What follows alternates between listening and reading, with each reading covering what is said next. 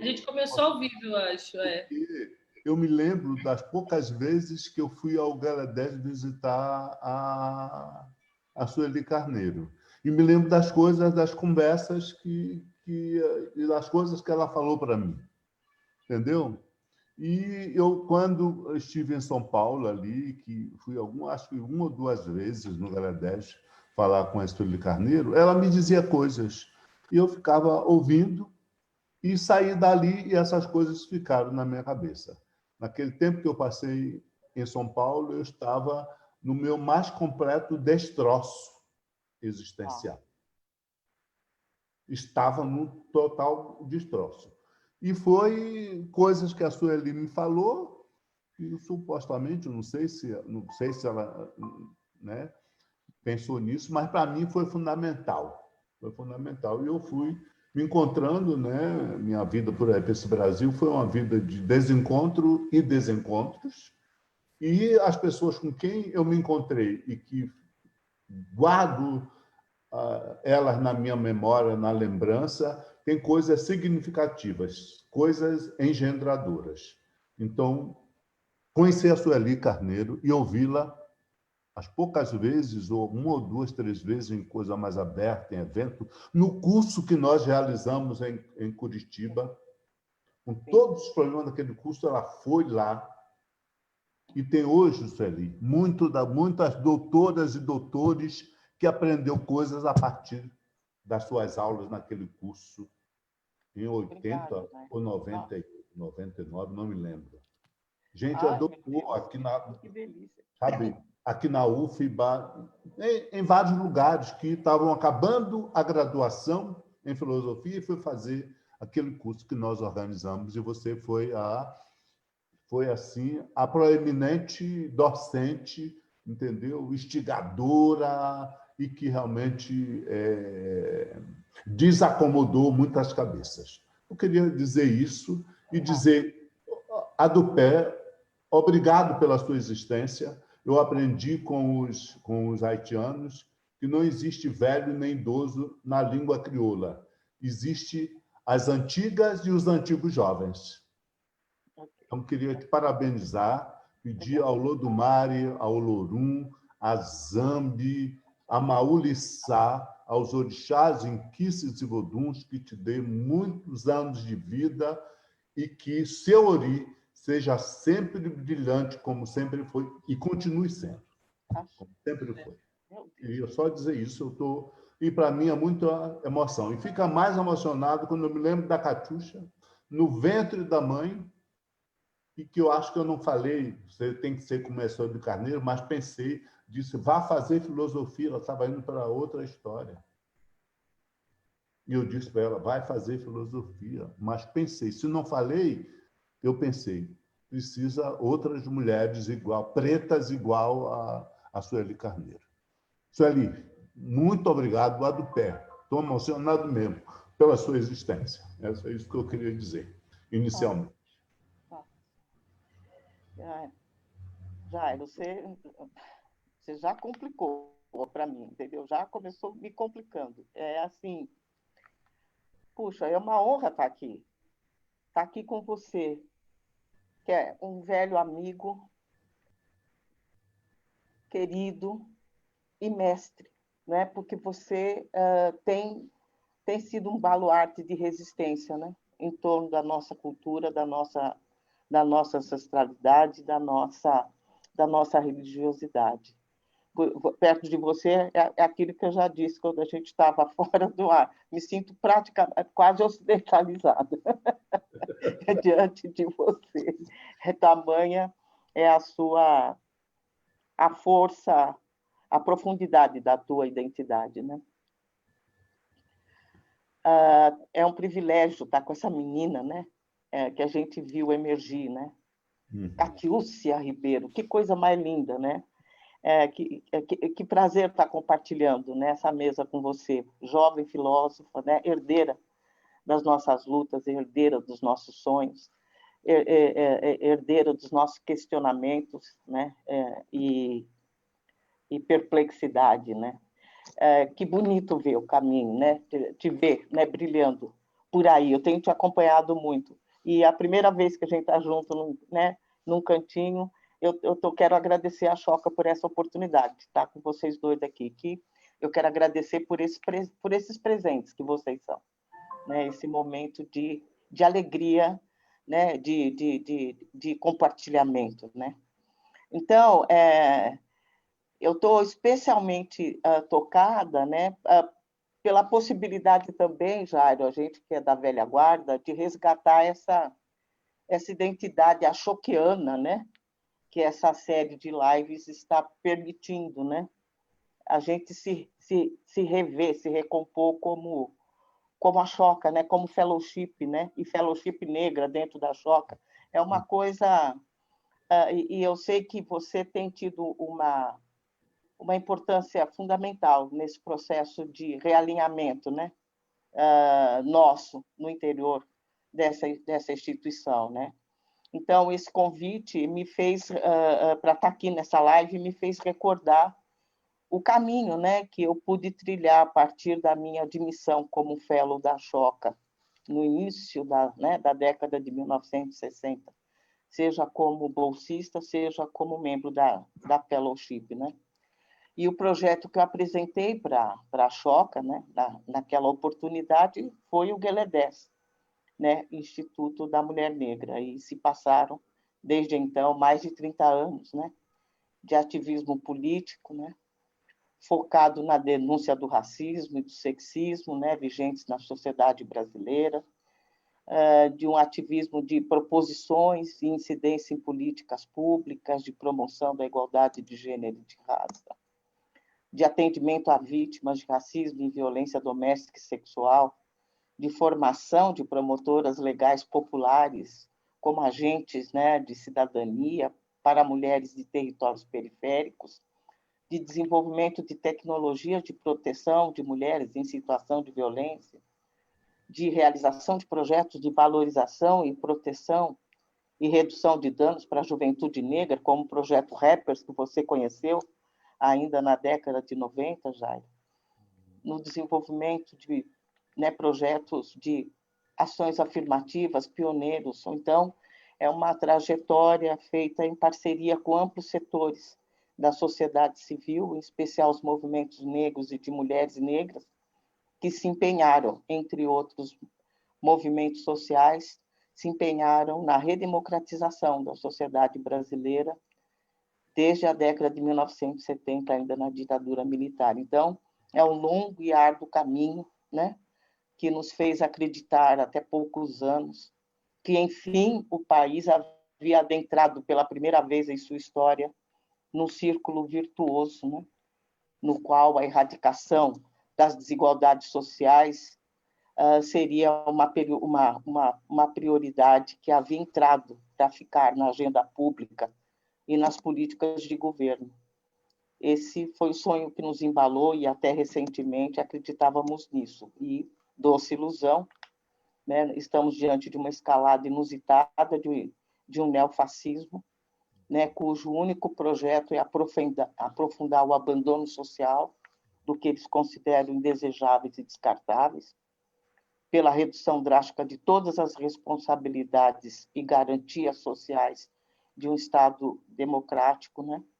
E, em contrapartida, uma posição abundante de abundante proteção aos grupos hegemônicos de sempre. Então, é aí que eu estou posicionada, nesse enfrentamento que eu me coloco nesse momento, é desse lugar que eu falo, e eu vim para pensar com vocês a Choca como uma fellowship nacional e internacional e o papel que ela pode cumprir, né, nesse desafio que nós temos de ascensão dessas forças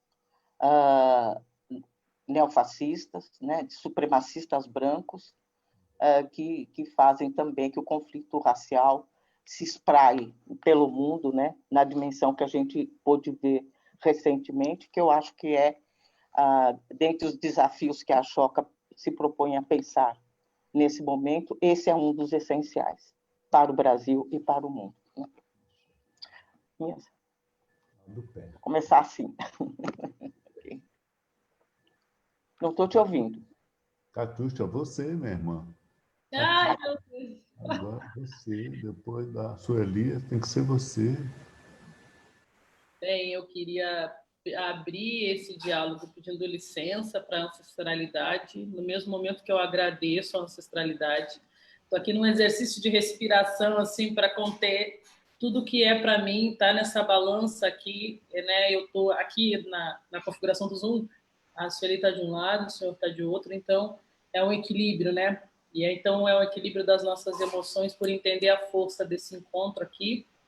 Eu queria dizer que é uma honra muito grande estar do lado do seu Jair, estar do lado da Sueli, que é uma pessoa que me inspira, que me inspirou. No dia do seu aniversário, eu fiz uma homenagem, eu contei, não sei se tu lembra, quando eu estava naquele processo de loucura, que tu não sabe se tu quer ficar na graduação, e eu te encontrei num evento em Brasília e falei, eu vou sair disso, eu não quero mais. E aí é muito incrível, assim, né? Tu falou, não, tu não vai sair, tu vai ficar, né? E nós precisamos de mais mulheres negras na filosofia, e tu vai falar desse lugar. E aquilo para mim foi um start muito grande, porque depois, muito tempo, quando eu estava na graduação, finalizando a graduação e fazendo a monografia, eu reproduzi uma fala sua que fala assim: em primeira instância, eu sou a própria vítima do epistemicídio, né? Então, para falar das violências que nos cercam é falar de nós. E aí eu entendi o que era esse lugar de falar das mulheres negras, né, na filosofia, esse espaço que é tão falocêntrico, né, que é tão supremacista, branco, e que não nos ouve, né? Então, hoje eu estar do teu lado é uma honra para mim, como estar do lado do mestre Jairo, que é uma pessoa quem me convidou a repensar esse caminho do que nós podemos voltar a ser, né? Então, eu peço licença, peço bênção aos meus mais velhos.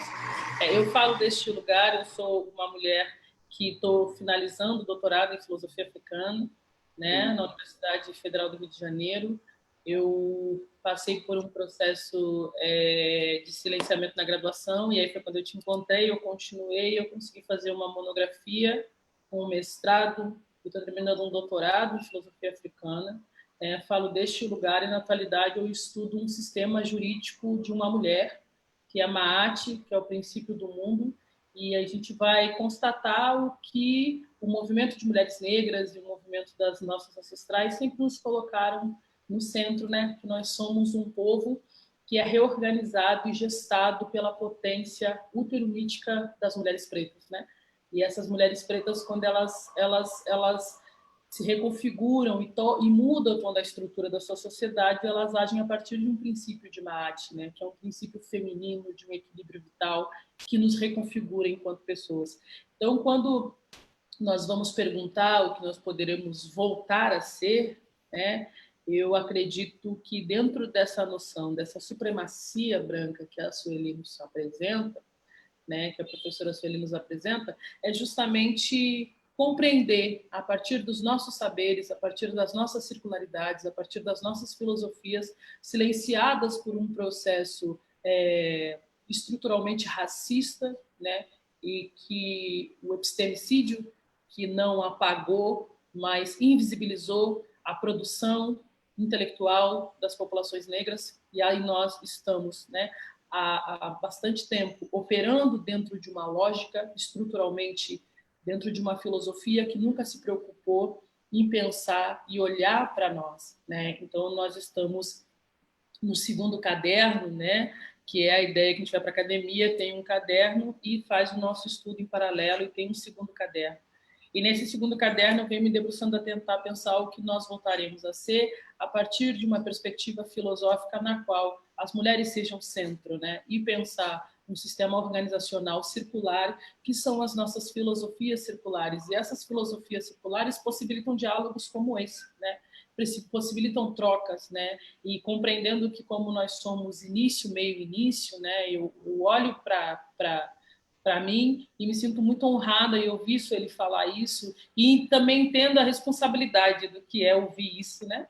E saber o quanto... Então, eu precisava dizer isso, eu sou muito fã, tenho um respeito muito grande e quem faz os meus cursos, quem me vê, lá está a Sueli Carneiro, porque é a minha inspiração mesmo, né, de pensar mulheres negras. Então, e pensar a filosofia. Então, há algum tempo eu venho me debruçando a tentar pensar esse processo de nós estamos num sistema supremacista branco que nos impossibilita de nos reconhecer enquanto ser sujeitos negros, né? E essa impossibilidade se deu por conta dos adventos, né, dos processos filosóficos que foram empunhados sobre nós, forçados sobre nós e que nunca nos possibilitou nos definir a partir das nossas próprias agências e a partir dos nossos próprios processos filosóficos. E quando nós estamos olhando para as filosofias africanas, parece algo utópico e parece algo que está longe. Mas as filosofias africanas nada são do que esses movimentos circulares de transformação que a população negra fez ao longo da história desse país. Eu venho reforçando que quem na atualidade começa a estudar, né, e começa a se dedicar às lutas antirracistas nesse país precisa validar e aplaudir o processo histórico do movimento negro, né, do movimento de mulheres negras, porque é a partir desse movimento de transformação que permitiu que essa roda nunca parasse de girar. Então, essa proposta de voltar a ver a ser é justamente olhar para um princípio, né, que é matriarcal, matrifocal, matripotencializador, que é esse princípio de um equilíbrio, né, que é Maat. Maat é uma deusa egípcia, quemética, que carrega uma pena de avestruz e é uma mulher e tem um equilíbrio organizacional, que é a pedra angular que equilibra e tangencia todas as relações daquele território. Então, quando o mestre Jairo nos convida num processo de uma reconstrução civilizatória, para que nós possamos nos entender a partir dessa noção de voltar a vir a ser, nós precisamos também reconhecer os nossos legados filosóficos e, a partir desses legados filosóficos, olhar para as nossas narrativas e das nossas narrativas tentar nos reconfigurar enquanto pessoas a partir dos destroços do colonialismo, né? Durante muito tempo, nós tivemos como a única possibilidade de nos reconfigurar enquanto pessoas é só uma história que data a partir do século XV, século XVIII e XIX. A história da população negra transcende, né, os muros muito bem fechados da história e nos convida a voltar para uma experiência, que é uma experiência que transcende esse tempo datado apresentado. Por exemplo, para as filosofias africanas, nós estamos no ano de 6.257, comemorando agora em agosto. Então, entende a grandiosidade do legado africano. E esse legado africano tem um ensinamento da filosofia africana antiga, que quando as mulheres estão no processo de gestação, elas doam uma gota de sangue para essas crianças. E quando elas doam uma gota de sangue para essa criança que está na gestação, ela se torna co-criadora do universo. Então, é um lugar na qual nós precisamos regar a terra com sangue forte e fértil das filosofias africanas, que são filosofias femininas. E essas experiências filosóficas, elas já estão no território brasileiro. Elas estão nas filosofias produzidas pelas nossas ancestrais, elas estão nos terreiros de candomblé, elas estão nos quilombos, elas estão nas comunidades, nas irmandades. Então, voltar a vir a ser ou voltar a ser o que nós nunca deixamos de ser, nós estamos passando por um processo de esquecimento momentâneo, mas nós também estamos num momento, né, de ebulição dos nossos saberes, de reconfigurações das nossas filosofias, das nossas... E aí o seu Jairo me convidou há algum tempo a pensar isso a partir de um princípio da ancestralidade, né? A ancestralidade não somente como um construto de uma linha do tempo, de um processo genealógico, mas olhar para a ancestralidade é olhar para quem nos antecedeu.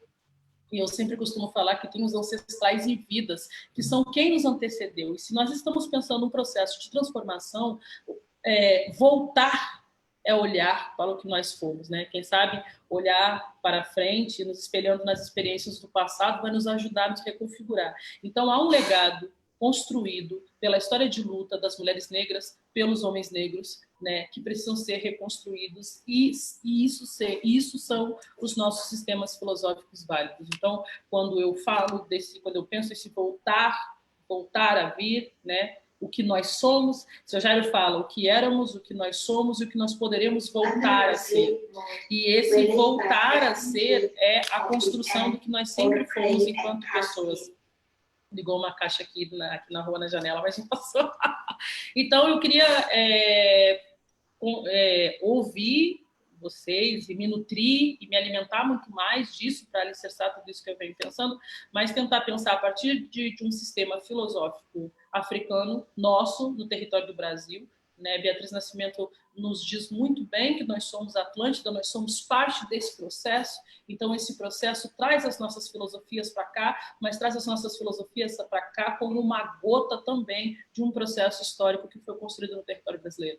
E aí, a partir dessa gota, desse processo territorial, eu penso um sistema filosófico a partir desse líquido amniótico, dessas águas matriciais que começam o mundo, e a partir dessas águas matriciais é a nossa ancestralidade, né? E aí tentar fazer uma sociedade que está em catarse, como essa sociedade supremacista branca, né?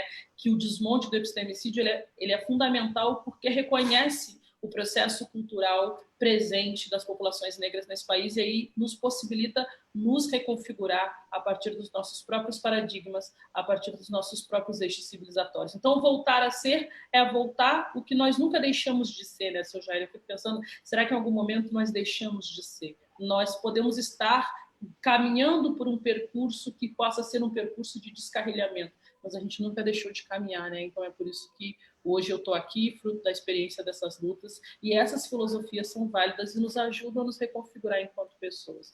Eu acho que a gente pode começar por aí.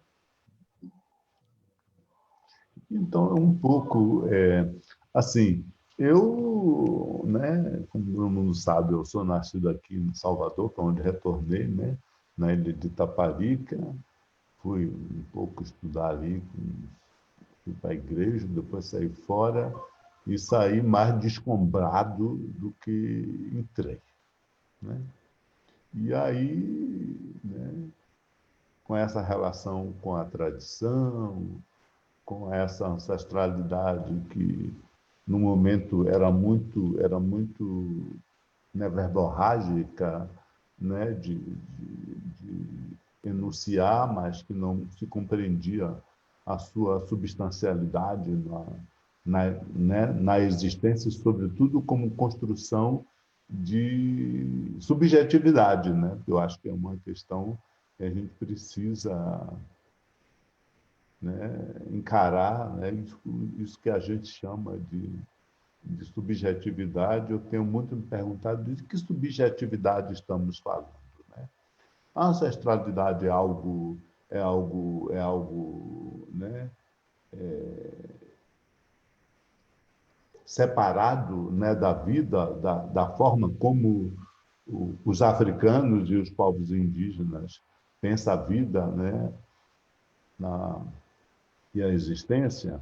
E aí a gente vai começando a pensar, né, a partir de alguns momentos muito fundamentais. Quando a gente sai daqui de Salvador, né, vai para o Rio de Janeiro.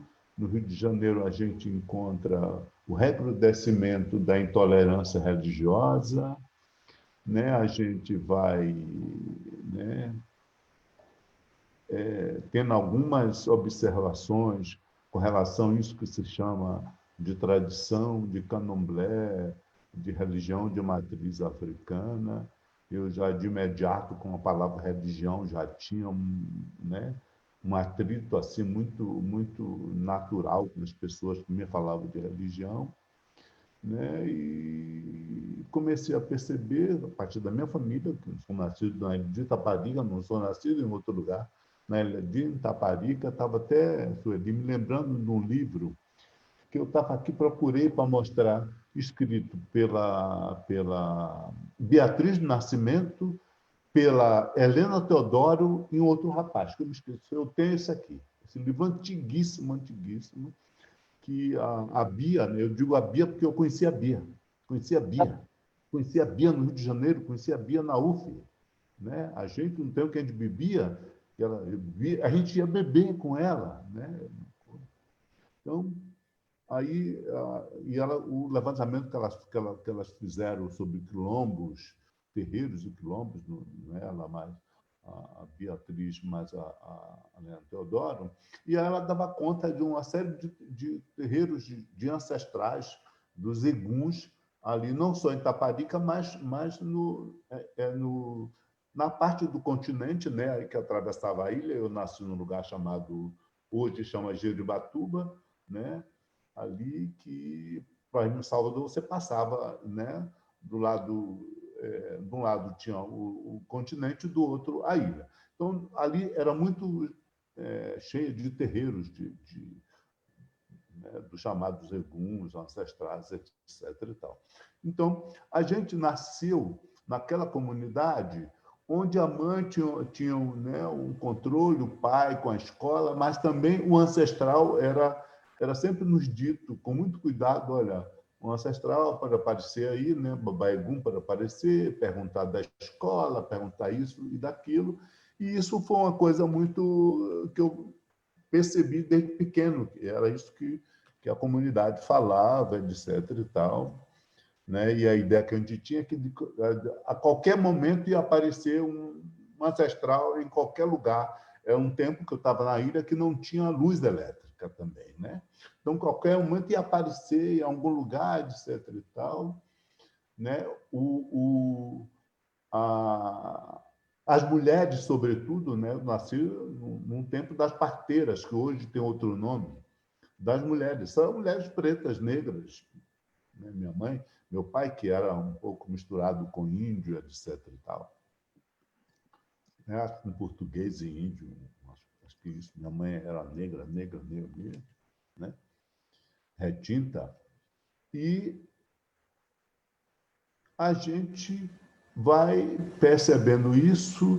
Não lembro no tempo da... E aí sim, tinha uma outra coisa fundamental. Criança, né? A gente saía no povoado com algumas ruas, a gente saía para um lugar, ia para o outro, uma mulher aparecia e perguntava: você vai para onde? Sua mãe sabe? Já comeu? Essa era a pergunta que as mulheres negras, eu não via branco naquela cidade, perguntavam para nós crianças, né? Aí, né, depois eu saio da ilha, e é quando eu saio de lá que eu vou percebendo essa história e começo a perceber o que era isso de negritude, de cultura africana, de filosofia africana também, porque eu, né, as pessoas que chamam de filósofo, eu estudei filosofia no seminário quando eu passei por lá, né? E que eu não passei, e era numa congregação muito nova aqui no Brasil, que estava querendo formar padre a toque de caixa e, né? Como é que chama? A toque de caixa. Então, era filosofia, teologia, tudo misturado. Eu quase era fazer padre, porque ser padre dava dinheiro para a congregação, para a igreja, etc. e tal, né? E eu estive em Itaparica, na sede da cidade de Itaparica, depois vim para uma cidade perto de Feira de Santana, e depois que eu fui para um mosteiro dos monges cistercienses em Jequitibá, em Mundo Novo, né? E depois saio, né, destroçado, se contar, porque eu saí, vai demorar muito, resumidamente, saí fora e vim, e aí retomo essa noção de ancestralidade. Volto para, né, a minha relação de parentesco, né, ancestral, etc. e tal, mas sempre percebi que tinha ali uma descontinuidade, né? E, sobretudo, quando eu percebi a dualidade, né?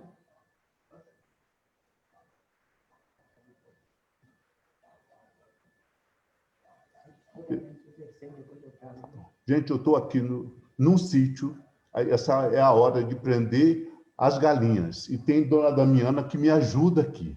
Então, ela vem, né, vem gente buscar frango, buscar galinha, ela me trouxe ovo, e os ovos são orgânicos, Sueli, mais Catiuxa, são orgânicos aqui. Então, essa hora é coisa. Peço desculpa, ela já foi embora, ela mora aqui perto, é do sítio vizinho aqui. Aí tá. Aí essa coisa da dualidade, essa coisa né, do santo, né? Essa coisa que eu acho que essa descontinuidade, né, a partir né, do desenraizamento, da desterritorialização dos povos africanos né, e o translado para a diáspora, eu acho que dicotomizou. Isso me incomodava, me incomodava e eu começo a tentar perceber e saio por aí pelo Brasil afora, né? Aí foi quando eu encontrei a Sueli Carneiro e as vezes que eu fui e o cuidado dela, a paciência dela. Ela devia saber, esse é um louco da vida, é um louco, mas vamos escutá-lo, vamos dizer coisas para ele, para ver se ele né, encontra o rumo. Né? Como eu também conheci a Lélia Gonzalez, né? A gente teve na Baixada Fluminense procurando mão branca, na época que o extermínio na Baixada comia solto, com a Beatriz, né? Outra pessoa importante na minha vida, a mãe Beata de Iemanjá, importantíssima. Né? A minha própria mãe, claro, né? Que é a minha própria mãe, evidentemente. Né? Então, essa coisa aí da dualidade, como é que é esse negócio? Né? O que é orixá, o que é inquice, o que é vodum? E aí isso me intrigava. Eu dizia, bom, eu aprendi essa coisa do bem e do mal, né? Dessa coisa da Igreja Católica ocidental, judaico-cristã. Essa é a mesma coisa com a tradição, com a visão de um mundo africano, com a filosofia africana, essa dicotomia, essa dualidade, né, da existência. Você vai para o terreiro, por exemplo, lá você se manifesta, né, se manifesta com alguém que você vai vestir uma roupa, né? Eu disse, bom, mas o terreiro não é um teatro, não é um teatro, não é um lugar de representação. E aí eu me lembro, e aí depois eu li a tese da Sueli Carneiro, né? Que eu fui buscar hoje, tem aqui. Eu tenho 3 exemplares aqui, viu? 3 exemplares eu tenho aqui. Né? Porque vem um me leva, vem outro me leva, e eu vou. Como eu tenho aqui, né, nos meus arquivos, aí eu vou buscando, etc. E tal, né? Então, como é essa história? Essa dualidade me incomodou muito, e eu, como eu digo, bom, como é que você tratou os seus destroços, né, os seus escombros existenciais, etc., tal, como um afrodiaspórico, etc. E tal. E eu fui, uma coisa que me motivou muito foi pegando, os bantus, os iorubás, né, os fons, né, e eu fui pegar algumas coisas que me lembro do Aguerce, acho que todo mundo é um antropólogo de Benin, parece, ele é de Benin, e que o Marco Aurélio Luz, aqui em Salvador, no Brasil, no livro Cultura Negra, Ideologia de Recalque, eu tenho o primeiro volume de 80, como também o livro do Muniz Sodré, que é A Verdade Seduzida, né? E aí que eu fui aprender a palavra, o semiocídio, quando ele faz lá uma paráfrase do Nietzsche, etc. e tal, na introdução do livro. E aí eu digo, gente, eu preciso pensar isso, como é que eu vou? Eu não tenho dinheiro para pagar, né, para pagar psicanalista, né? Gente, aqui também de outra coisa, aparece essas horas as raposas querendo pegar as galinhas. Quando a gente vê habitar, tem que ficar atento para ver se não é uma raposa querendo pegar as galinhas. É um conflito à noite e quando começa a escurecer. Né? Então, eu comecei a pensar isso e comecei a pensar nos elementos, né? Nas invariáveis. Tem gente que não gosta quando a gente fala das invariáveis civilizatórias, eu gosto, a Catiúcia também gosta, né? E eu falo das invariáveis também ancestrais, dizendo que a ancestralidade é o fundamento aglutinador e que possibilita uma loucura que eu tenho pensado, da bio-preto ancestralidade e intersubjetividade afrodiaspora. Tenho pensado nisso. Hoje eu estou com medo, claro. Como é que você vai dizer isso? Com base em quem? Sustentado em quem você vai dizer isso? Né? E aí eu fico entendendo, foi preto, foi de origem africana, a ancestralidade é uma condição da existência, não é algo desacoplável. que eu acoplo e desacoplo. Isso é uma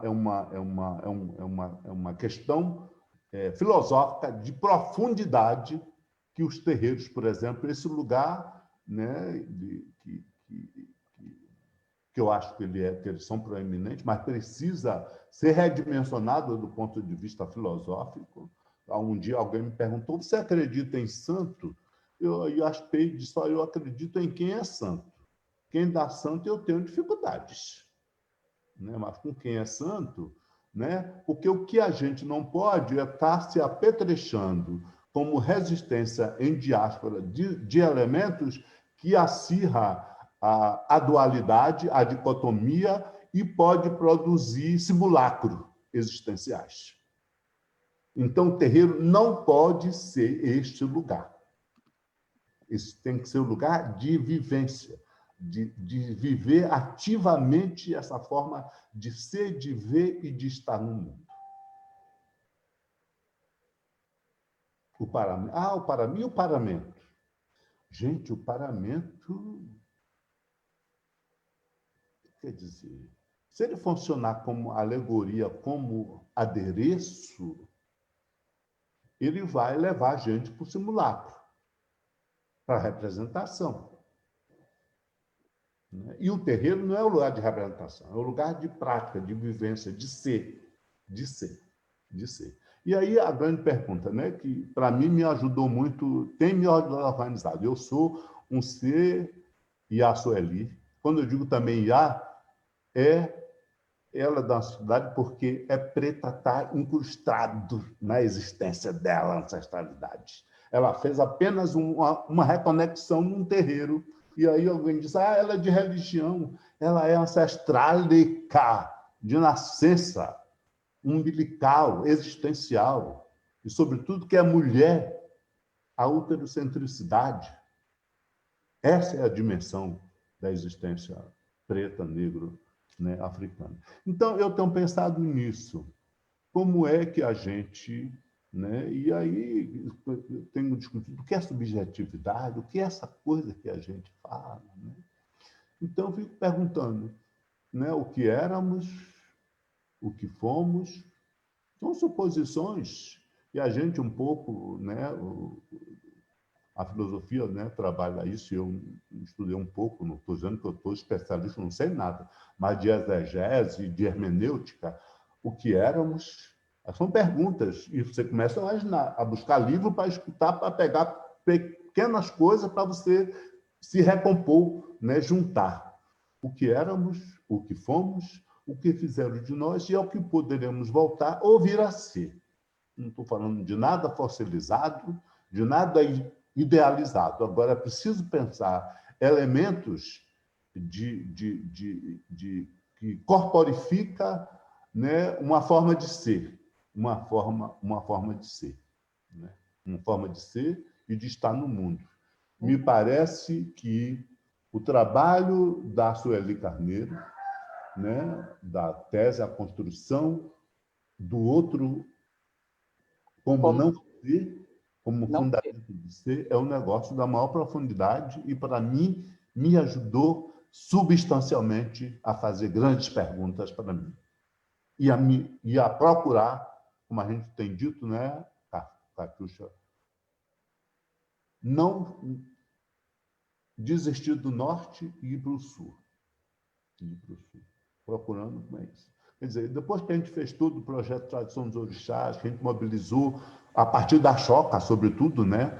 Antes estava no Rio de Janeiro só, na Baixada Fluminense, com as grandes mulheres, Mãe Minazinha, Mãe Beata de Iemanjá, foi fundamental na dinamização do processo na Baixada Fluminense, e a Minazinha do Oxum e tantas outras, né? E tantos outros também, já voltaram à massa de origem, que eu também digo que a gente preto não morre, a gente volta para casa. Aliás, é a filosofia que diz isso, né? A gente volta para casa, a gente volta para a massa de origem, né? Então, que a gente mobilizou, que a gente disse, né, que é possível que esse lugar seja outra coisa. E para o movimento negro, me lembro, Sueli, Carneiro, quando chegava nas entidades do movimento negro, falava sobre ancestralidade. Me lembro do dia que a gente disse assim, do Marcos. E será que o Marcos conheceu Exu? Conheceu Elegbará? Conheceu Unzila? E o movimento ficou louco da vida. O Amaury Mendes, que sabe muito bem disso, ele conta isso proeminentemente, né? Eu, do IPCN até a Central do Brasil, tive que ir correndo, quase que correndo para chegar, para não perder o trem, mas também com medo dos meninos comunistas, marxistas, me pegar e me meter, né? E dizer, você está mentindo, não está falando coisa. Então, para finalizar mesmo, depois desse trabalho todo, a gente foi pelo Brasil afora, ali, Curitiba, concurso que a Sueli Carneiro foi professora, e aí, me desculpe, foi a melhor professora. Ela teve você, teve Ney Lopes, teve Flávio Pessoa de Barros, teve José Carlos dos Anjos, que hoje é professor na Universidade Federal do Rio Grande do Sul, estava no mestrado, tinha acabado o mestrado, né? O Wilson Roberto de Matos, que está aqui na Universidade Federal da Bahia, um preto militante do Ogum, né? Esse povo todo teve lá nesse curso, e a Sueli, que a gente não lembra mais, que a gente esqueceu, mas as suas aulas não foram aulas só teóricas, foram teóricas existenciais, reorientadora da forma de ser. Foi isso que você fez, teoricamente, lá para a gente. E esse povo todo que virou doutor e doutora hoje aqui, e está escrevendo belíssimos trabalhos e etc. E tal. Então, para encerrar, depois que a gente mobilizou e dinamizou o projeto nacionalmente a partir da Bolsa da Choca, né, que a gente está pensando hoje, né, Sueli, a Choca Preta, etc. e tal. Tem aí uma publicação que a gente precisa sentar para pensar e organizar ela, parece, que é uma demanda da Choca Preta. E a gente, depois que eu tive dois derrames, Iku me concedeu mais um espaço de tempo, eu acho que ele negociou comigo. Você tem que agora voltar para a Bahia e ir para a periferia da Bahia, da região metropolitana, num lugar que só mora preta e preto, e fazer alguma coisa concreta. Seu tempo de estar falando por aí afora já acabou, agora tem que fazer. É isso que eu me sinto predeterminado. A missão ancestral, hoje a minha é essa. Estão aqui no espaço, e a Sueli, 18 mil metros quadrados, a Cartucha já esteve aqui, é um lugar que já era para ser um espaço... E aqui é um lugar onde as pretas e os pretos eram escravos de ganho. Aqui na região metropolitana de Salvador, a zona rural da região metropolitana de Salvador. Aqui temos uma casa grande, mas não é casa grande porque é grande, não é casa grande senzala, não é casa grande, não é nada do lado, né, do Gilberto Freire, mas é um sítio enorme de 18 mil metros quadrados, que a gente botou o nome de Escola Aldeia Ubuntu Vale do Acocô.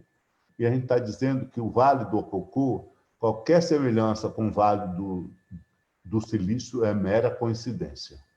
Aqui é o Acocô, a árvore da fortuna e da prosperidade existencial, e não capitalista monetário. Então, aqui é o lugar de pensar, fazer sendo afrofilosoficamente. Então, é isso que a gente tem buscado. Eu acho que a gente precisa realmente... Eu tenho acompanhado também, tenho acompanhado. Aqui não tem televisão, não tem nada, eu só ouço aqui os ancestrais, acordo 5 horas da manhã para falar com a natureza, né? Falar com o Exu, com a Bara, com o Unzila, com os ancestrais, com os orixás, inquice e antepassado, com algo nada distante de mim, da minha existência, da minha interioridade. Então, é isso que eu queria dizer. Eu queria fazer uns comentários em cima disso, né, que a gente já adiantou. Eu acho que nós somos 3 caminhos bastante diferentes, né? e bastante convergentes de busca, não é, dessa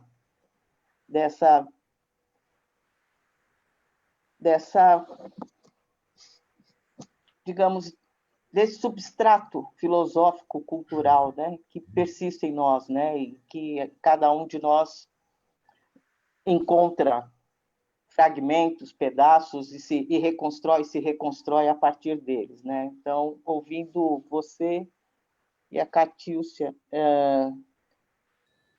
como ela chega na filosofia africana, por exemplo, e pensando no meu percurso, como o epistemicídio me distanciou dessa própria filosofia africana, não posso deixar de lembrar como o candomblé entra na minha vida, né? Entra na minha vida exatamente no momento em que eu estou na Faculdade de Filosofia da USP, né, numa experiência radical de vivência num espaço de branquitude o mais elitizado da universidade, né, porque naquela época a filosofia era privativa de pessoas que podiam se dar ao luxo de pensar, não é? E especular. E eu tinha, na minha sala, na minha turma, existiam pessoas que falavam, que liam filósofos no original, né, alemão, ou no original francês. E, inclusive, haviam pessoas que pesquisavam nos textos gregos, né, os seus interesses. Então, era, digamos, o mais alto grau, né, de filosofia que permitia que só aqueles seres que podiam se dedicar exclusivamente ao diletantismo podiam estar ali. E eu, desavisadamente, caí naquela realidade. E, sem dúvida, houve um momento em que aquilo provocou em mim uma crise existencial de grande proporção. E em que eu tinha certeza que se eu não encontrasse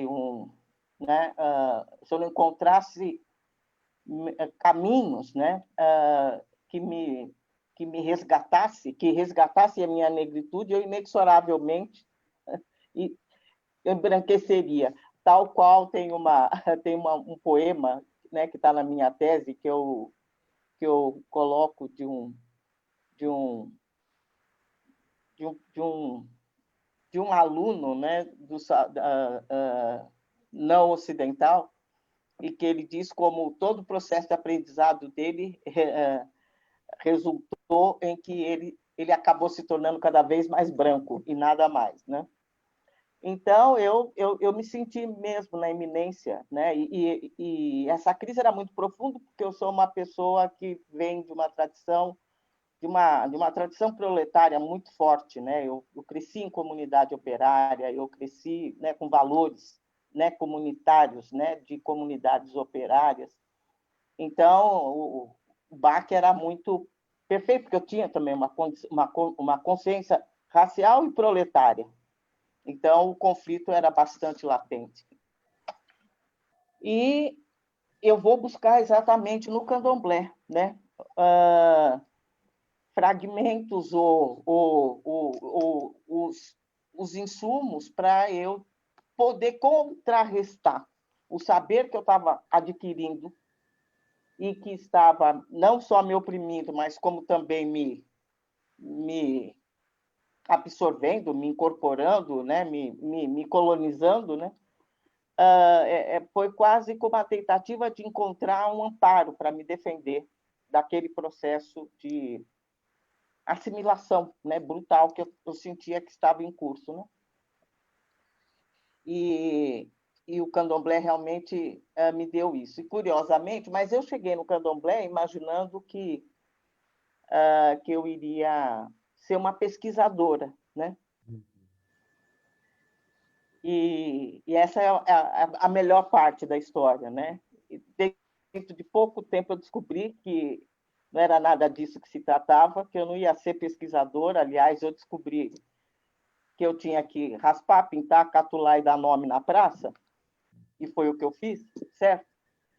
e nunca mais pesquisei sobre candomblé. Mas antes desse processo se concluir, eu fiz, de fato, uma pesquisa que se chama O Poder Feminino no Culto aos Orixás. É um texto, né? Tem Da qual resultou um pequeno artigo, né? Um pequeno artigo, verdade. Sim, um pequeno artigo que é a matriz inspiradora depois de onde sai o nome do Gueledés, mas mais do que um nome, sai a inspiração do tipo de estrutura de organização feminina, não é de organização feminina, mas de culto ao poder feminino, né? Foi um esforço de pensar como atualiza a tradição, como atualiza as manifestações culturais que nós dispomos, os fragmentos ou as complexidades que nós temos, seja lá, ou como estava falando a Catiúcia, quando eu penso mate, como eu atualizo essa tradição, esse conhecimento, esse saber, as estruturas que lideram, que ela gerou, como eu transformo isso à luz dos nossos desafios contemporâneos, como isso pode dar resposta aos desafios que temos hoje, de colonização, de enfrentamento, de disputa, né, de hegemonia, de disputa de narrativa, ou seja, como todo esse instrumental filosófico, existencial, metafísico, seja lá o que for, porque eu sou um pouquinho pragmática demais, sou filha de Ogum, né? Então é o seguinte, tem que saber para que serve, entendeu? Não tem conversa. Por isso que o Shogun fica no meio do assim, ó. Tá muito bonito na teoria, tá, mas é de comer, de beber, faz o quê com isso, entendeu? Então, e essa coisa, essa procura, esse encontro, por exemplo, com as comunidades religiosas femininas, foi a fonte de inspiração para construir um instrumento político chamado Gueledés, para fazer um enfrentamento com o feminismo tradicional que ignorava, né, a problemática específica das mulheres negras. E se prestou também ao enfrentamento com o sexismo dos movimentos negros de liderança masculina. Então, essas são a forma como a tradição, eu tenho lidado com a tradição, como eu tenho mexido com a tradição no sentido e com todas as nossas, né, com todos os valores que elas carregam, tanto é que Gueledés tem uma composição interna, por exemplo, é uma organização que se autodefine como feminista e que sempre teve homens no interior da sua, e no contexto do feminismo é uma aberração, foi saudado como uma aberração, né? No contexto do feminismo clássico branco, foi entendido como uma aberração. Mas é exatamente a reprodução de uma estrutura da organização tradicional Gueledés que tem essa configuração, da qual que são organizações maçônicas, né, de liderança feminina, presididas por Iemanjá, aliás, né, e que tem homens do seu interior que são aqueles que dançam nas festas públicas. Então, isso eu uso sempre essa alegoria para pensar o desafio que nós temos de, ao lidar com todo esse aparato, né, como é que nós conseguimos fazer com que eles consigam ler os desafios presentes e consigam oferecer respostas para isso. Eu tenho certeza que sim. Agora, dá muito trabalho fazer isso, é uma coisa, porque senão a gente... Mas eu acho que se a gente não consegue atualizar, né, nesse sentido, eu acho que a gente pode deixá-los como reminiscências culturais ou eles serem enquadrados em processos de folclorização que acabam fossilizando esses saberes, né? Nós temos que atender a essa urgência do presente no diálogo com o passado, sabe? A concretização disso que legitima esse passado e o mantém vivo, né? Como patrimônio cultural, né? Então, a outra dimensão da minha aproximação com a filosofia tem a ver exatamente com esse caminho maravilhoso que a Katiuska consegue fazer nesse momento. Quando, enfim, eu concluí a minha graduação e resolvi ir para a pós-graduação, para o mestrado, já acontece a história, talvez vocês já conheçam, eu fui buscar no departamento, fui levar meu projeto de pesquisa no departamento. E eu disse, eu quero estudar filosofia africana. E o que foi que aconteceu? Eles me disseram, infelizmente não será possível fazer isso aqui, porque ninguém aqui é especialista em tradição oral. Você tem que buscar isso, talvez lá no departamento da sociologia, lá de estudos africanos, lá, que talvez lá tenha alguém que possa te ajudar nisso. Só que eu não disse em momento nenhum que eu ia trabalhar com oralidade, eu não disse em momento nenhum que eu ia trabalhar com tradição oral. O meu projeto era filósofos africanos contemporâneos. Filósofos africanos contemporâneos que, inclusive, tinham mais visibilidade no plano internacional do que a maioria dos eminentes professores do departamento de filosofia da época. Eu pretendia estudar autores como Marcien Tova, Pauli Rotundi, Mundimbe, eram os autores que estavam no meu roteiro de pesquisa, e que são autores que tiveram muito impacto, né? Me afetaram profundamente. Mas, veja, esses autores estabeleceram um diálogo crítico com a tradição filosófica de uma envergadura muito alta.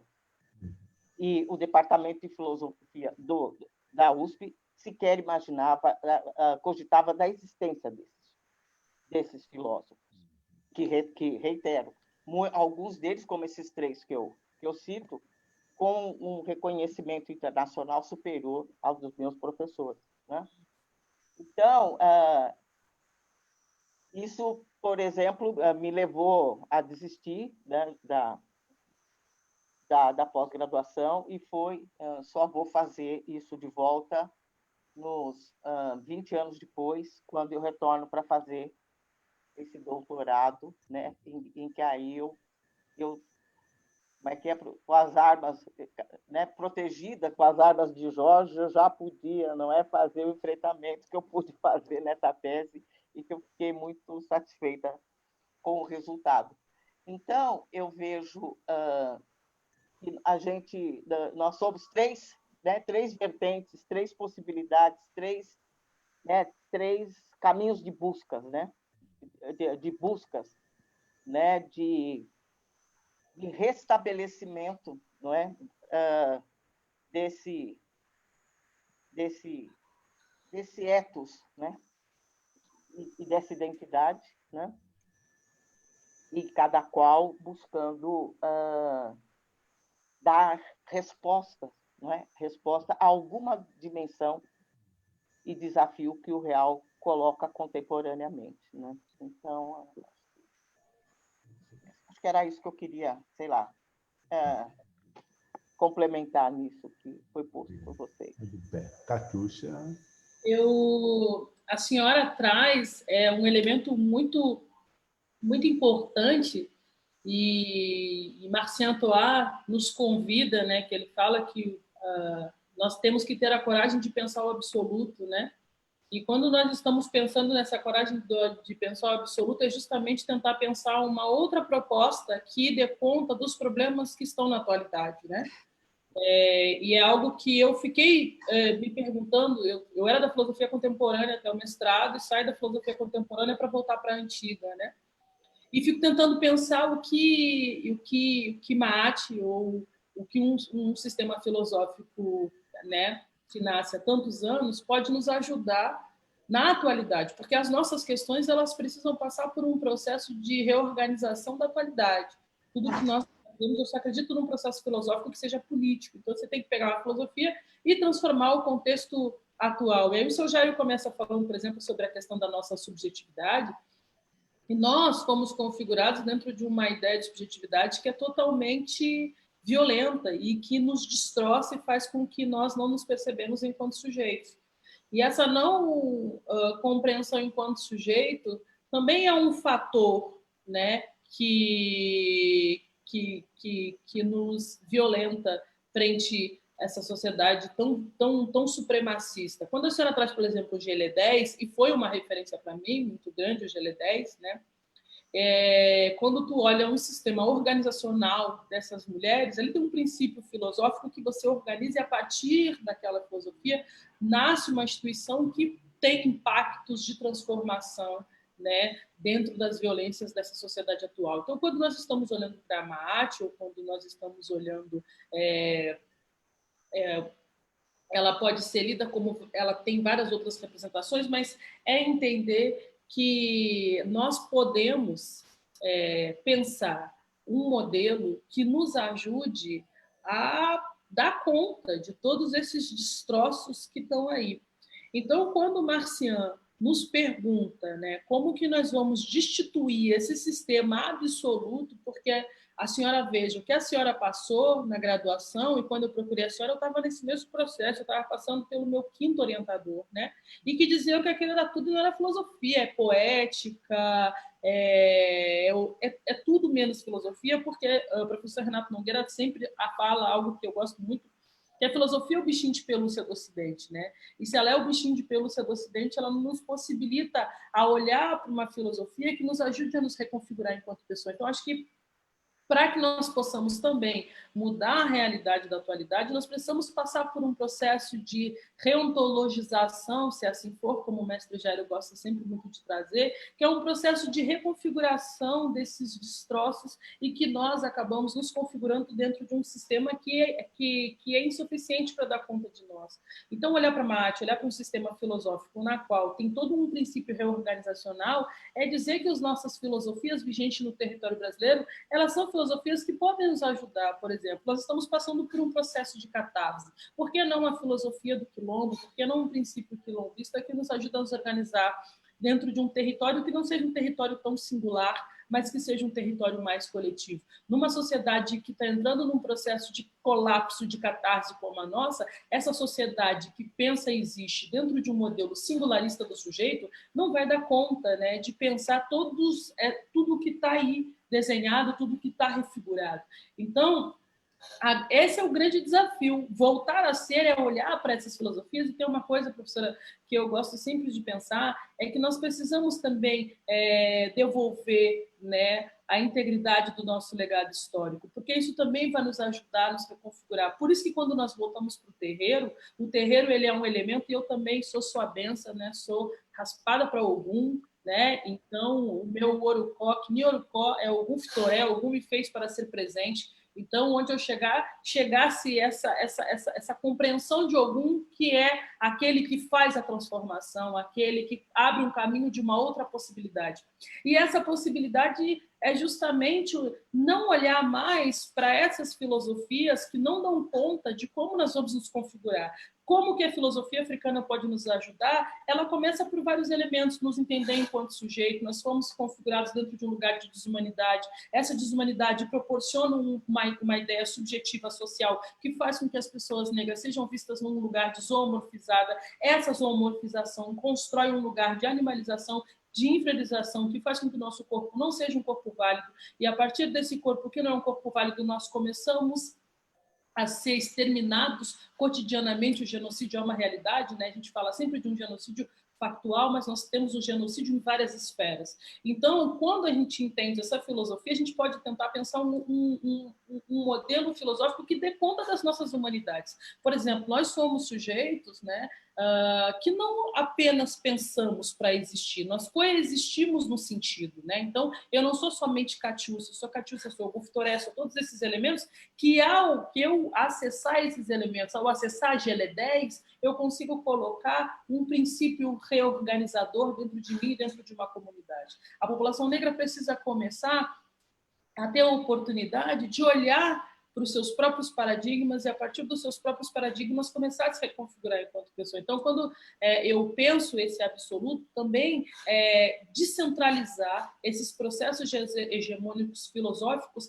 que nos apresentem somente um sistema válido para a organização da sociedade. Um sistema válido, a gente só tem um sistema jurídico, a gente só tem um sistema econômico, a gente só tem um sistema comunitário, nós só temos um modelo de saúde, e isso tudo é permeado, tangenciado pelas filosofias ocidentais. Então, a filosofia africana, a resposta da atualidade é justamente recriar os nossos espaços como os espaços válidos de reconstrução filosófica, como os nossos quilombos, que são os quilombos que quilombo. O GL10 é um quilombo. O GL10 é um espaço de gestação de potência, de reconstrução. Eu sou fruto desse quilombo, porque muito fui no GL10. Então, eu olho para esse processo e vejo o processo de transformação potente que as nossas filosofias promovem. E isso é a partir desse lugar das mulheres enquanto reorganizadora. Essas mesmas mulheres também são uma arte, que é um princípio jurídico válido de transformação. Então, não é olhar para essas filosofias e achar que é um distanciamento, olhar para essas filosofias, olhar para os nossos sistemas filosóficos que estão e que construíram esse território. O Brasil quer falar de processo democrático, e não existe uma democracia válida se a população negra não estiver dentro desse diálogo, se as questões raciais não forem centro. Eu fico tentando pensar também sempre que é um momento de nós sermos centralidade. Durante algum tempo a gente fica disputando as pontas, né?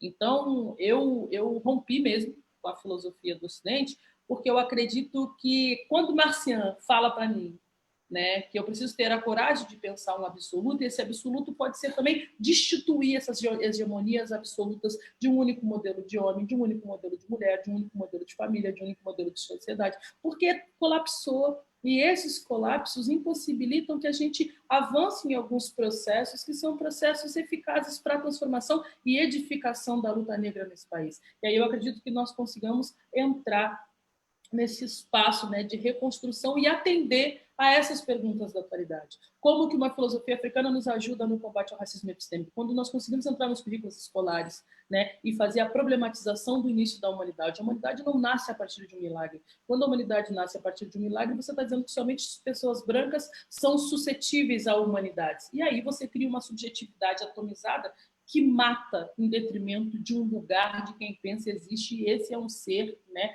heteronormativo, branco, monogâmico, ateu, civilizado, dentro dos processos filosóficos civilizados do Ocidente. Então, é uma possibilidade, uma hipótese, né? A professora Renata Nogueira gosta muito de falar de uma hipótese válida de transformação a partir dos nossos próprios meios, dos nossos próprios paradigmas, e que não estão distantes. Quando a senhora volta para o terreiro, quando eu volto para o terreiro e olho que ali tem um sistema válido que nos ajuda a nos organizar, isso precisa estar no diálogo do cotidiano desse país racista.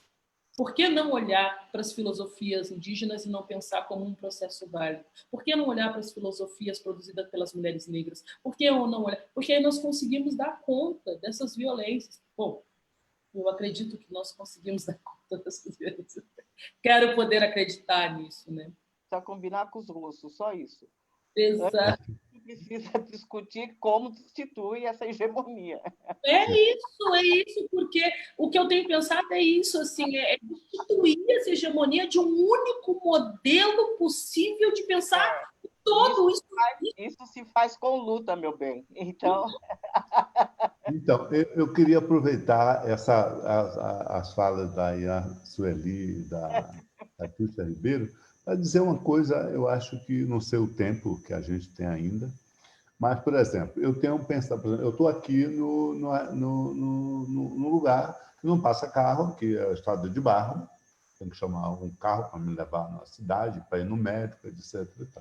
E é uma população, como eu falei, preta, de mulheres e homens preta, que eram lugares aqui eram onde tinham as fazendas das pretas e dos pretos de ganho.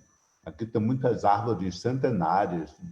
Aqui mesmo tem um pé de cajueiro que parece um pé de baobá, de enorme que é, muitos anos.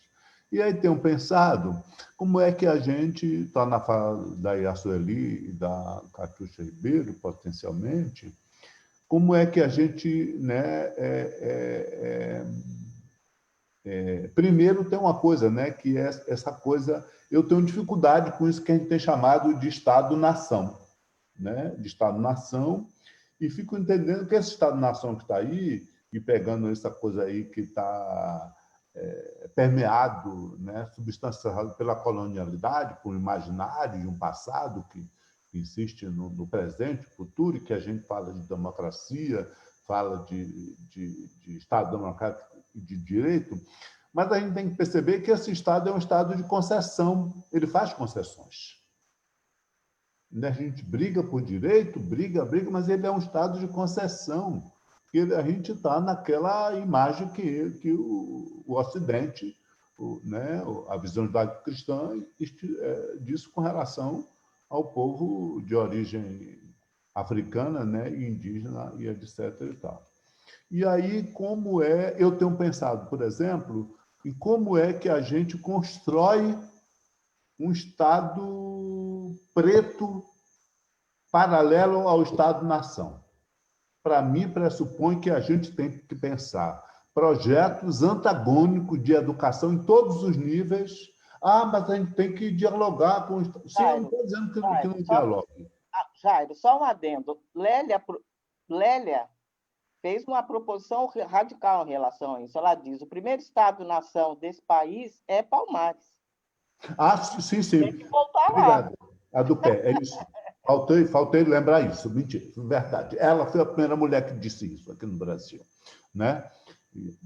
Muito a do pé para recordar isso. Sim. Então, continuando isso, o pensamento da Lélia, como é que aí eu tenho pensado, por exemplo, aqui já era para ter uma escola, tem aqui espaço, né? As meninas estiveram aqui, Catiúcia e a Sônia Ribeiro estiveram aqui, o Rafael, viram aqui o espaço, aqui, fizemos uma tenda para os encontros, reuniões, todo mundo ficou aqui uma semana fazendo comida, né? Foi muito legal. E os meninos, por exemplo, que aqui veio muito, parou agora com a Covid, com a pandemia, muitos estudantes das cotas, etc. e tal, preto, etc. E tal.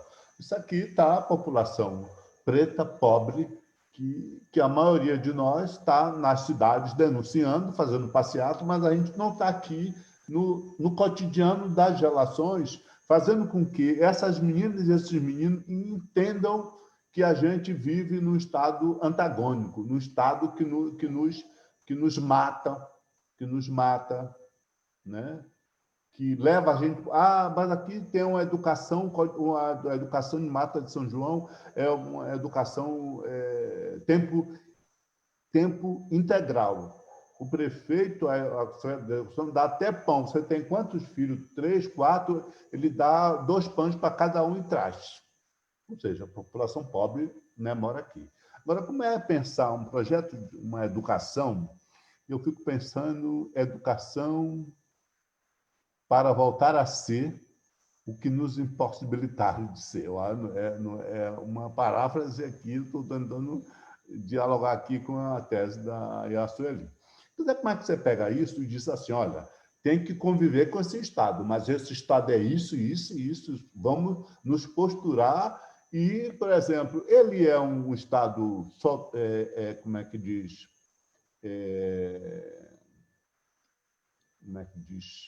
Que inclui todo mundo, tem uma expressãozinha ali, né, não esqueço agora. Então, como é que a gente convive com esse Estado cosmopolita, por exemplo, que respeita todos os grupos étnicos fundadores dele, construtores desse país, com as suas respectivas autonomias e seus imbricamentos, e suas correlações estabelecidas do ponto de vista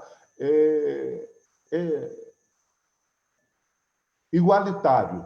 Eu fico pensando que a gente tem que pensar uma educação. Por exemplo, vem aqui uma moça, a mãe e a neta são pretas, e vieram para cá e me chamaram um dia de patrão. Eu disse, se chamar mais segunda vez o patrão vai te mandar embora.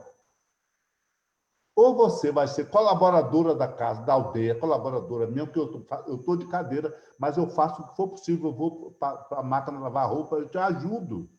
Você não está aqui de empregado. Né? E agora ela veio me dizer que a filha, que a neta está grávida, 22 anos.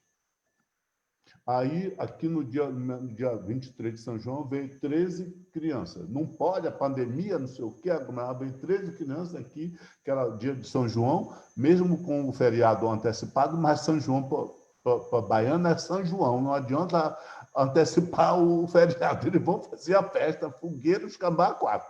Fizeram fogueira, bolo aqui em casa, era bolo. Eu disse, gente, vocês vão embora, eu vou comer bolo. Daqui a pouco, uma multidão entrou. Os meninos longe de mim não podem encostar. Depois eu disse, não encoste. Se o Covid vai levar, leva o velho. O velho vai, as crianças ficam. E os meninos chegaram, eu até mandei a foto para a Catuxa, botei no grupo ali, no nosso grupo no WhatsApp, mandei para a Ilson, um bocado de gente, o copo das crianças comigo abraçadas ali. E aí, com a menina que está grávida, eu disse assim, como é fazer, e a Sueli, mais Catuxa, como é fazer, não tem um pré-natal? Como é fazer o pré-ancestrálico? Eu tenho pensado nisso. O que é pré-ancestrálico? Você está dizendo o quê? Você já tem consistência nisso que você está dizendo? Eu fico entendendo que se a gente fizer um acompanhamento das meninas, sobretudo, aqui as meninas ali, pretas, elas têm 16, no máximo 17 anos, ela tem ou 2 filhos ou um outro na barriga, andando por aqui. Isso, para mim, me incomoda perfeitamente. Eu não posso estar por aí para fora só fazendo denúncia. Como é que a gente vai aqui? Diz para a Catiuxa, tem que vir para cá, Catiuxa. Tem que vir para cá e a Sônia. As mulheres estão aqui, é muita mulher preta, muita. Então, precisa fazer alguma coisa. Então, eu tenho pensado de como é que a gente, já intrauterinamente, a gente já faz uma interferência, uma interferência, sobretudo as mulheres pretas, interferência nas mulheres pretas, que estão aí nas periferias dos grandes centros, aqui na região rural de Salvador, na região metropolitana, engravidando, e, por exemplo, e com vários grupos, com várias facções de pretos e pretos que matam pretos. E aí eu fico pensando, será que quando esses meninos engravidam as meninas pretas, eles estão construindo sucessores dele?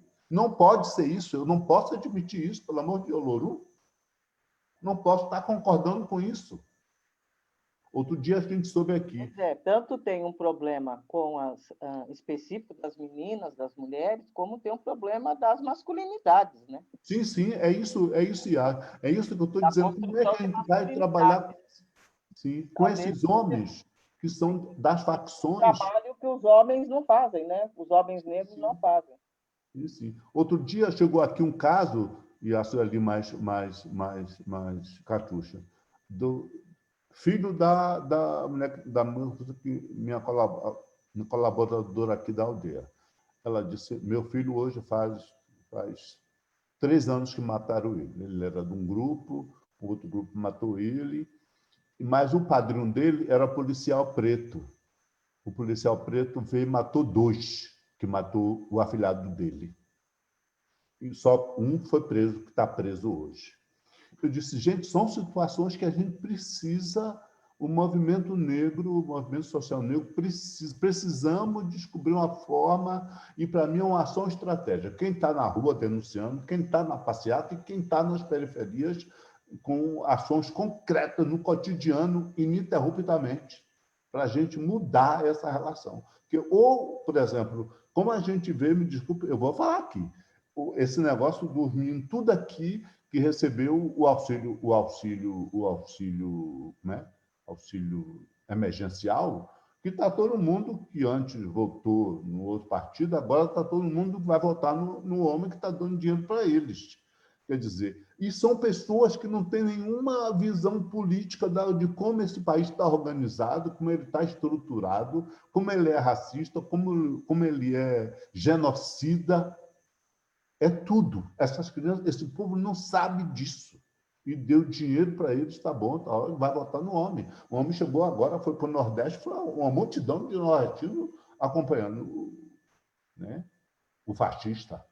Quer dizer, a gente precisa, e aí, Sueli, assim, isso é fruto das minhas avaliações, das vezes que eu tive com você, das vezes que eu tive com a Luísa Barrios, as vezes que eu tive, vocês me citaram.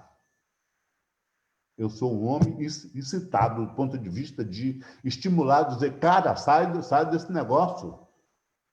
Entendeu? E alguém me disse um dia o seguinte, você era muito louco. Eu acho que esse derrame de você foi para você parar num lugar e fazer algumas coisas de concreta. Eu estou começando a entender que é isso. Eu não estou achando que é um milagre que os ancestrais me possibilitaram esse negócio para poder ficar aqui no mato, pensando isso e tentando fazer, né? E, então, eu fico entendendo que a gente precisa, nessa pressão, o que poderemos voltar a vir a ser, eu fico entendendo que é preciso que a gente pense em um outro projeto de educação, pensando esses elementos de outra configuração filosófica, ancestrálica, africana e indígena, que constrói outra subjetividade. Essa subjetividade branca que está aí, por exemplo, eu estou cheio do efeito jabuticaba. Como é que a gente sai desse efeito jabuticaba? Quando eu falo as coisas, eu estou fazendo a crítica primeiro a mim. Estou fazendo a avaliação para mim, para a minha interioridade. Como é que a gente vai estar se depurando dessa promiscuidade civilizatória, ou dessa mistura, dessa confusão de ser que a gente diz que ser, etc. Isso, Sueli, são as coisas que têm me incomodado. Eu vou voltar para a marcha de origem incomodado dessas coisas né? E eu acho que fico entendendo que é preciso que as nossas lutas do povo, das mulheres, sobretudo das mulheres, claro, tem que estar ali, né, historiada, né, planificadas e ter uma estratégia de que quem vai... Eu, por exemplo, hoje não posso ir mais para a rua fazer passeata, nem coisa. Mas eu fico aqui. O que é que eu vou fazer aqui na base, aqui dentro das comunidades? Aqui? Eu tenho que fazer um negócio. Quem vai lá para frente? Quem vai denunciar? Quem vai para a delegacia fazer as denúncias de racismo, né, do feminicídio e a coisa toda? Mas quem fica na base pegando as crianças, os meninos, né, as mulheres, né, com essa menina que está aqui grávida agora, e assim, e aí no dia que os meninos vieram aqui, 13 meninos, que eram 18 netos da Ana, vieram só 12, e eu olhava para eles, me emocionei, porque eu conheci o pai deles e a mãe, todo mundo aqui trabalhador, pedreiro, trabalhadores daqui dos sítios, etc. e tal. Aí eu fico pensando, o que é que vai ser desses meninos? Será que daqui a pouco vai ser morto pela polícia? Eu fiquei perguntando para mim. Né? E aí, quando o desespero vem, eu digo que a Covid me mate. Mas eu gostaria muito de não ser morto por ela para a gente poder fazer alguma coisa, dizer que é preciso a gente se reimplantar uma outra cogniscência, não sei o quê. Pensar um outro negócio para voltar a ser o que nos impossibilita. Eu queria lembrar uma coisa. Viajei na maionese. Queria só lembrar uma coisa, Jairo. Acho que a gente está tendo que terminar, né? Que nós estamos já com 6h30. Eu queria lembrar uma coisa. Em todo lugar que os negros tiveram que lutar, tiveram que construir instrumento político para sustentar essa luta. Então, em todos os lugares, né? Seja no processo de superação da segregação legal nos Estados Unidos, seja na luta contra o apartheid, seja todo o processo de luta anticolonial, né, de emancipação das colônias africanas do jugo colonial, um elemento foi sempre decisivo. Nenhum desses processos foi possível sem que as pessoas não construíssem instrumentos políticos de luta. Né? Então, eu entendo o seguinte: sem isso, não se faz transformação social. Por isso, o meu mantra para os jovens é: organizem-se, porque não tem mais limite para a violência racial nesse país. Então, só a organização política pode nos dar amparo para a gente criar estratégia de sobrevivência, de resistência, de enfrentamento. Porque, senão, nós vamos ficar num trololó, entendeu? E o genocídio proliferando. Então, eu acho que essa é a questão essencial desse momento. Nós estamos aí com um processo de agravamento do conflito racial evidente, né? E a gente precisa descobrir formas de organização política que nos permitam equacionar tudo isso que nós conversamos aqui. Desde a forma de resistência, de resiliência, de construção de novas subjetividades, né? de novos valores, ou simplesmente de fazer o enfrentamento necessário para assegurar, né? Em nossa legítima defesa, porque é disso que se trata, nós precisamos de instrumento político. Sem isso, não se faz luta nenhuma, nem transformação de nenhuma natureza. Então, o que eu entendo é que, quando se diz, para mim, o nosso vir a ser é realizar a potencialidade que nós carregamos de agentes civilizatórios dessa sociedade. É isso que nós somos. E o que nos dá isso é a nossa condição de oprimido. De oprimidos, quer dizer, os oprimidos são sempre portadores, né, da possibilidade de elevar o patamar civilizatório da humanidade. E é isso que nós temos que... é a tarefa essencial, porque que nós temos que realizar. Por quê? Porque nós somos potencialmente a argamassa de outro projeto de nação, ou de um verdadeiro projeto de nação. Nós somos a argamassa de um outro projeto de sociedade igualitário em termos de gênero, raça, orientação sexual. Nós somos a argamassa, não é, de um outro projeto de sociedade com reconhecimento e justiça social, com responsabilidade compartilhada em relação ao futuro. Somos portadores dos pré-requisitos de uma efetiva democracia racial. É isso que passa por nós, a possibilidade de uma verdadeira democracia racial. E eu acho que o que a gente tem que deixar nessa live para as pessoas que estão nos ouvindo, e sobretudo para a Choca, que está empenhada nesse debate, não é que tem um desafio, tem tanto o desafio de potencializar essa presença negra e esse protagonismo negro no interior da instituição e fora dela, mas como eu acho que a Choca, como uma instituição que agrega, não é, empreendedores, né, sociais no mundo inteiro, pode cumprir um papel estratégico desenhando, construído, se comprometendo com um antirracismo ativo, que convoque a branquitude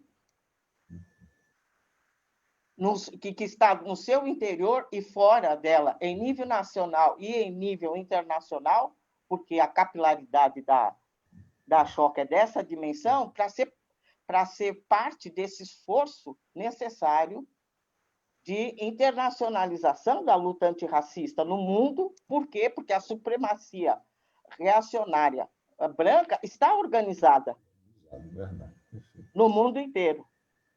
Então, eu queria deixar esta questão, né, que essa sociedade nos deve um antirracismo ativo de brancos que se considere não racista e que tem o papel estratégico de ser parceiro nesse esforço de refundação desse país. Ok, perfeito. Que é o que exige, não é, os padrões de violência e desigualdade que aqui se reproduzem cotidianamente. Sim.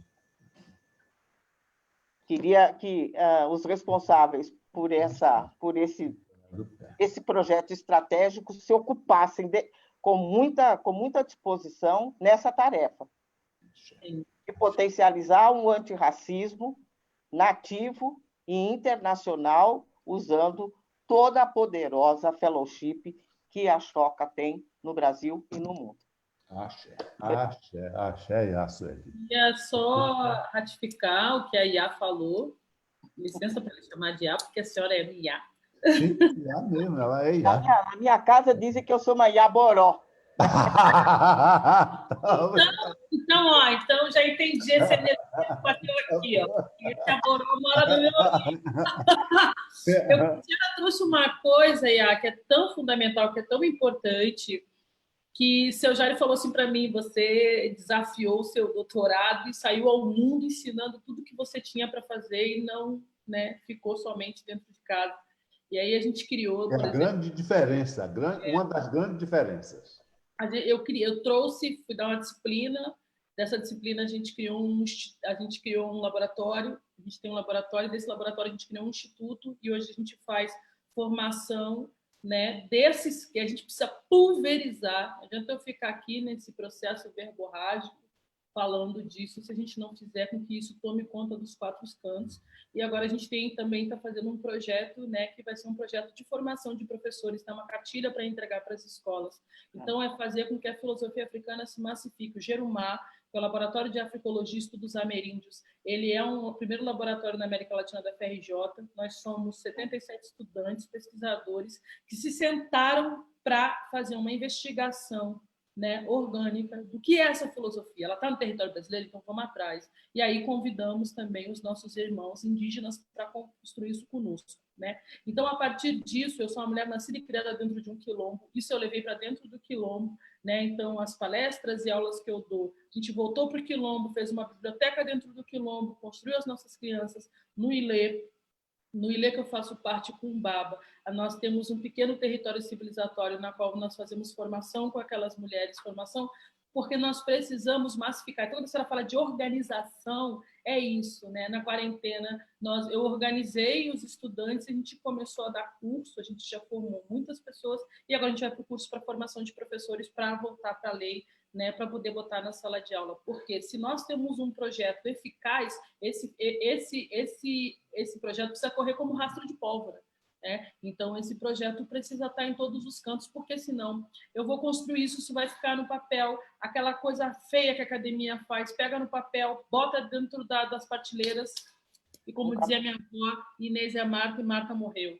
Então, quando eu trago a senhora nas aulas iniciais, né, é justamente para dizer, nós temos um projeto, né, de criar os espaços de enfrentamento, mas nós já temos também espaços de enfrentamentos que já foram criados e precisam ser cada vez mais validados por esse Estado e reconhecidos por esse Estado.